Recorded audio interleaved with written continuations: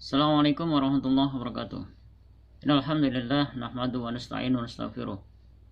Wa na'udzu billahi min syururi anfusina wa min sayyiati a'malina may yahdihillahu fala mudilla lahu wa may yudlil fala hadiya lahu. Asyhadu an la ilaha illallah wahdahu la syarika lahu wa asyhadu anna Muhammadan abduhu wa rasuluh. Raditu billahi rabba wa bil islami dinan wa Muhammadar rasulullah. Subhanaka la ilma lana illa ma 'allamtana innaka antal alimul hakim. Assalamualaikum warahmatullahi wabarakatuh. Mari kita lanjutkan kembali taklim kita. Menjadi orang Islam itu adalah sesuatu yang memang menjadi sebuah keharusan bagi setiap orang yang menyadari akan status kita sebagai makhluk yang diciptakan oleh Allah. Di dalam surat Al-Baqarah ayat 21 Allah sudah dengan tegas menyatakan ya ayyuhan nasu ubudu rabbakum alladzi khalaqakum walladzina min qablikum la'allakum tattaqun. Wahai orang beriman, wahai manusia, sembahlah Rabb kamu. Sembahlah Rabb kamu yang telah menciptakan kamu dan orang-orang sebelum kamu, mudah-mudahan kamu menjadi orang yang bertakwa. Mari kita pahami sebagai seorang muslim, kita harus sadar bahwa taat kepada Allah itu sesuatu yang dituntut oleh Allah.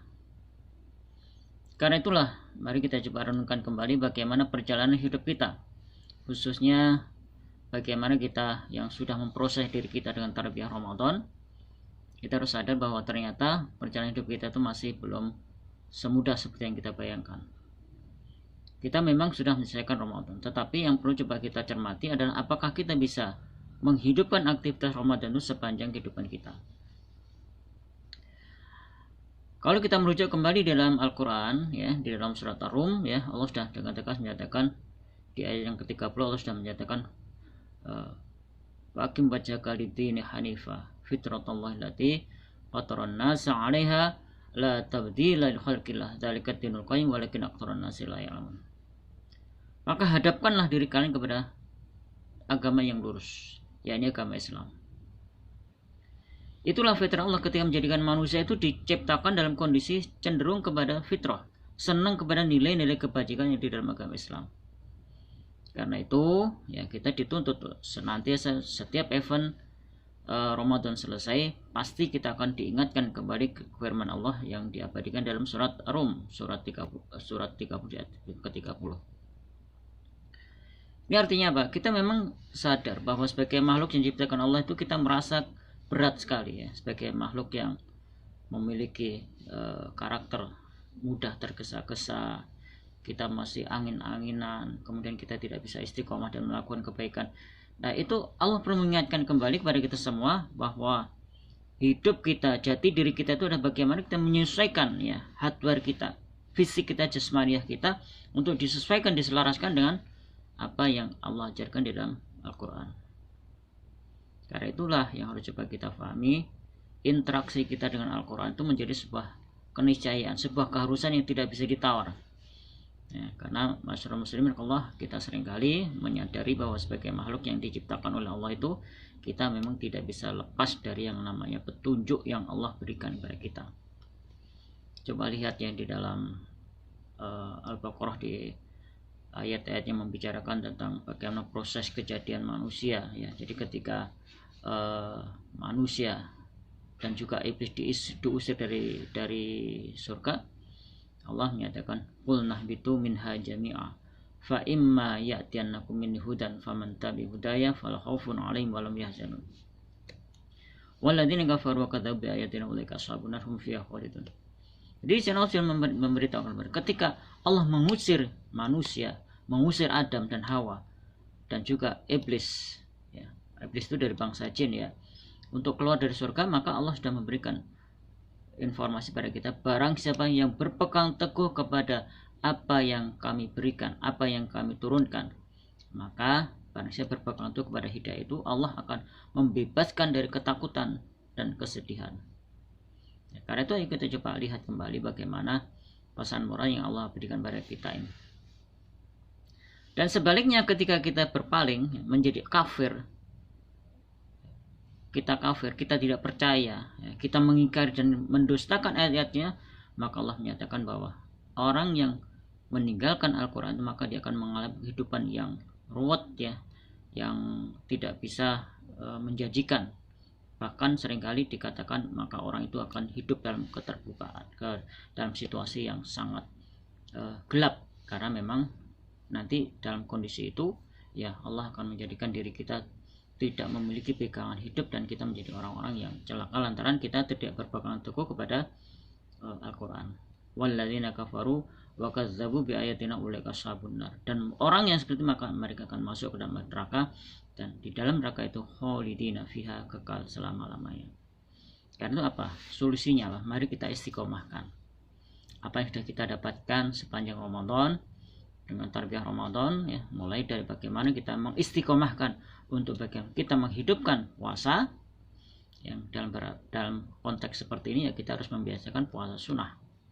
Dan puasa sunnah sudah direkomendasikan Rasulullah SAW, ya minimal kalau kita bisa lakukan sebagaimana diajarkan oleh Allah kepada Nabi Daud. Nabi Daud berpuasa sehari berbuka, sehari berpuasa sepanjang hidupnya. Kalau kita tidak mampu, usahakan puasa berikutnya apa? Kalau kita tidak merasa keberatan dengan itu, lakukan puasa Senin Kamis. Puasa Senin Kamis itu lebih longgar, lebih ringan ya.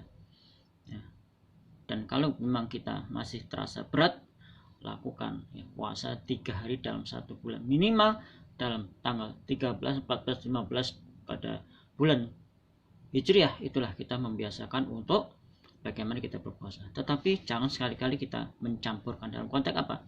Seringkali ada di antara kita yang mencampurkan ya, antara puasa Senin Kamis kemudian ditambah puasa Ayyamul Bid, yaitu pada saat masing-masing hari itu berdiri sendiri yang jauh ya mungkin tidak terasa berat, tetapi ketika nanti akan berentetan ya, misalkan puasa hari pertama puasa Senin, kemudian setelah itu Ayyamul Bid ya, Selasa, Rabu, Kamis ya, kemudian nanti ditambah lagi ya, menjadi beban yang tidak mudah untuk kita kondisikan lantaran apa? Kita terbebani dengan puasa yang awalnya memang kita berkeinginan untuk melakukan kebaikan, tetapi gagal lantaran apa? Kita merasa terbebani dengan kewajiban agama.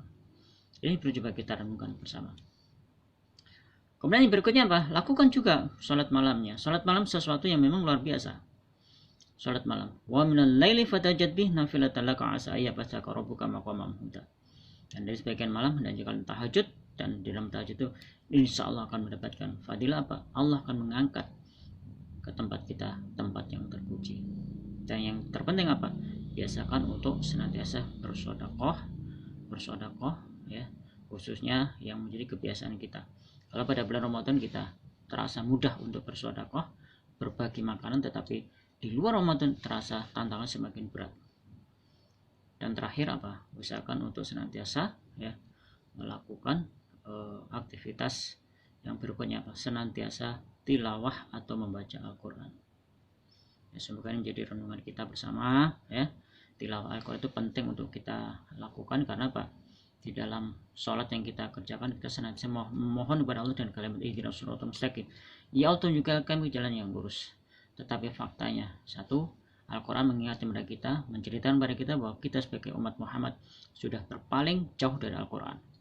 Kemudian fase yang kedua, ternyata intensitas kita membaca Al-Quran kita masih jauh dari yang diharapkan. Kalau kita memang berbutuh terhadap Al-Quran, kita berhati terhadap Al-Quran itu, niscaya kita akan semakin mendekat dengan Al-Quran. Tetapi faktanya tidak seperti itu.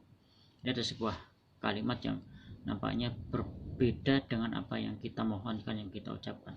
Semoga dengan renungan ini ya Allah berikan kemudahan kepada kita untuk terus melakukan kebaikan, dan ingat kebaikan yang kita lakukan itu harus senantiasa berkesinambungan, atau dalam bahasa agama disebut dengan istiqomah. Innal ladzina qalu rabbunallah tsumma istaqamu tatanazzalu 'alaihim malaikatu alla takhafu wa la tahzanu wabshiru bil jannati allati kuntum tu'adun. Itulah sedikit informasi yang bisa saya sampaikan. Semoga bisa menjadi manfaat ya bagi kita semua, ya khususnya kita yang sudah merasa kita sudah lulus dari ujian puasa Ramadan. Pada fase berikutnya ada ujian-ujian yang tidak kalah beratnya. Mari kita istiqomah. Semoga dengan istiqomah kita itu Allah memberikan kemudahan kita untuk senantiasa melakukan kebaikan-kebaikan. Demikian, semoga menjadi ilmu yang bermanfaat. Kita tutup dengan kifarat majlis. Subhanakallahumma wa bihamdika asyhadu an la ilaha illa anta astaghfiruka wa atubu ilaik. Kurang lebihnya maaf. Assalamualaikum warahmatullahi wabarakatuh.